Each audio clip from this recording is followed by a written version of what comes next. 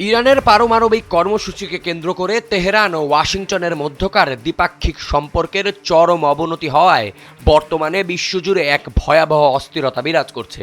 এর ফলে যুক্তরাজ্য, ভারত, চীন, জার্মানি ও অস্ট্রেলিয়া সহ বিশ্বের অন্তত 15টি শক্তিধর দেশ তাদের নাগরিকদের জরুরি ভিত্তিতে ইরান ত্যাগের নির্দেশ দেওয়ার পাশাপাশি ভ্রমণের সর্বোচ্চ সতর্কতা জারি করেছে। এই ব্যাপক উত্তেজনার প্রধান কারণ হল 27 ফেব্রুয়ারি জেনেভায় অনুষ্ঠিত তেহরান ওয়াশিংটন সংলাপের পঞ্চম দফার ব্যর্থতা। মার্কিন প্রেসিডেন্ট ডোনাল্ড ট্রাম্প স্পষ্ট জানিয়েছেন, ইরানের ইউরেনিয়াম মজুদ বৃদ্ধি ও দূরপাল্লার ক্ষেপণাস্ত্র কর্মসূচি নিয়ে কোনো কার্যকর সমঝোতায় পৌঁছানো সম্ভব না হওয়ায় তিনি এই আলোচনার ফলাফলে মোটেও সন্তুষ্ট নন।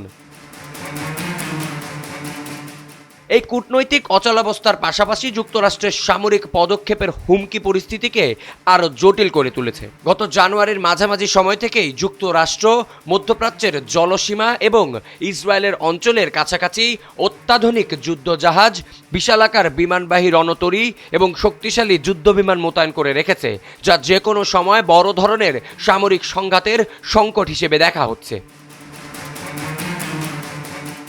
অন্যদিকে আন্তর্জাতিক নিষেধাজ্ঞার কারণে ইরানের আকাশপথে আগে থেকেই সীমিত ছিল, কিন্তু বর্তমানে সংকটের মুখে বহির্বিশ্বের সাথে যোগাযোগের প্রধান মাধ্যম তুরস্কের ইস্তাম্বুল থেকে তেহরান সব ফ্লাইট অনির্দিষ্টকালের জন্য স্থগিত হওয়ায় সেখানে অবস্থানরত বিদেশি নাগরিকদের দেশ ছাড়ার প্রক্রিয়া আরও কঠিন হয়ে পড়েছে।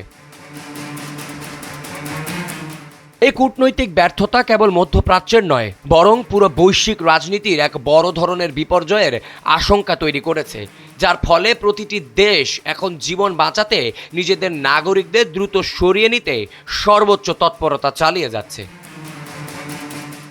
আবিয়াজ ইত্তেসাম, সময়ের আলো।